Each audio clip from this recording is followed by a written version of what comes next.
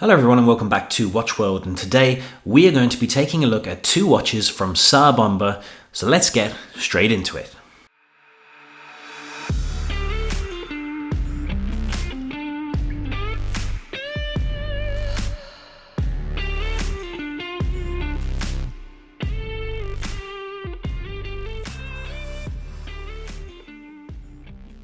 Welcome back to the channel, guys. I hope everyone is keeping well. Today we are looking at these two watches here. They are produced by a company called Tsar Bomba, and as I'm sure most enthusiasts will know, are very evident homages to the watch brand Richard Mille. So we're going to look at the specs and the design of these watches and see if it represents good value for money.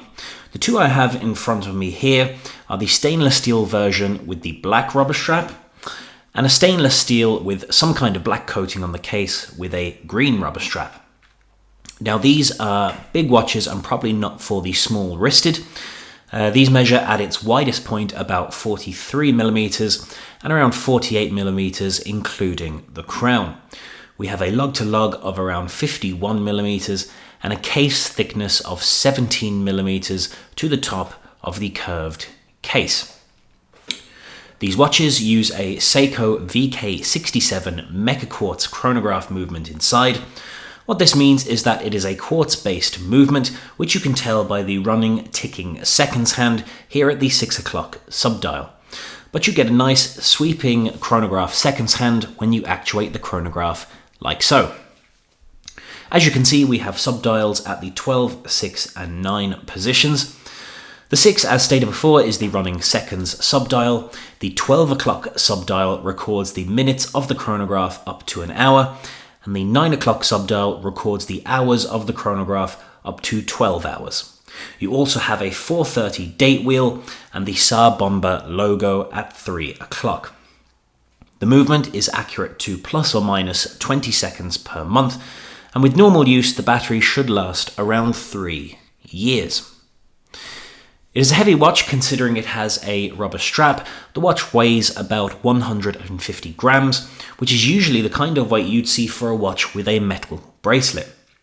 It has only a 50-meter water resistance, so I would not be taking this watch swimming or anything like that. And the case is made of 316L stainless steel, which is pretty much industry standard. Because of that rubber watch strap, the watch is very top heavy. So as I said, it weighs about 150 grams, and the majority of that weight is in the case because there's not much weight in the rubber strap. Usually a watch like that you'd see with that kind of weight you'd see in a stainless steel bracelet watch, because the bracelet would carry some weight to it as well. So it does feel very top heavy when on the wrist. In front of the dial we have a sapphire crystal, and the dial features yellow accents on the chronograph hand, subdial hand and hour markers, which match nicely with the yellow found on the crown. We also have faux rivets on the front of the stainless steel case. On the green and black version then, those accents are green instead of yellow, and the hour markers are white, so all matching with the crown and rubber strap. The positives with this watch are the chronograph pushers are very smooth and easy to operate, and the rubber strap is quite comfortable to wear on the wrist. The main negative is the crown. For one, it is not screw down, which is a disappointment, and also due to the front and the back of the case protruding over the main body, it can be awkward sometimes to pull the crown out. There is also not a lot of distinction between the crown settings, so most times when you pull the crown out from being fully in, it will bypass the date setting and go straight to the time setting, meaning you will have to try and push it back in minutely to reach the date setting. In terms of pricing, you can get this watch from Tsar Bomba's official website for $200. At the time of filming, that roughly converts to €180. Around 297 Australian dollars and around 155 British pounds sterling. So is that good value for money? Overall, I would say yes. You're getting very accurate chronograph movement with sapphire crystal and 316L stainless steel case. If you're into Richard Mille, but like most of us don't have the budget for those watches, then Tsar Bomba is an excellent route to go down. So what we're going to do now is throw these watches on the wrist and see how they look on the wrist. And here is the stainless steel version with the black rubber strap on the wrist. These rubber straps are very, very comfortable.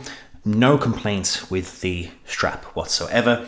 As I said before, when talking about the specs, it is quite a chunky watch. It's about 17 millimeters thick, all the way to the top of the curved case. So if, thick watches aren't your thing, then this probably won't be the watch for you. But if you're into that kind of thing, if you have a big wrist, then it might suit you perfectly. And here is the green and black version on the wrist. Now, the specs of these are the exact same, so, there's no difference that way. I'm just showing you what the other one looks like on the wrist. So again, comfortable strap, sits very high on the wrist, thick case, but, if that's your cup of tea, then again, these watches might be the thing for you. And here we have the Lume. Now, the Lume is nothing to write home about, which is a shame. There's no information I could find about what type of Lume it is, and Lume is actually only found on the minute and hour hands, not on the hour markers. And funnily enough, they've also put some Lume on the little Tsar Bomba logo at 3 o'clock, which you can just make out. But yeah, it doesn't shine very bright, and it doesn't stay going for very long. So again, that's probably another negative to this watch, is that the Lume is not the best. So guys, there we have it, a look at 2 chronograph watches from Tsar Bomba. If you like this video, guys, please do hit the subscribe button. It really does help out the channel a lot. I hope you enjoyed this video, and I will see you again very soon. Until then, take care for now, guys.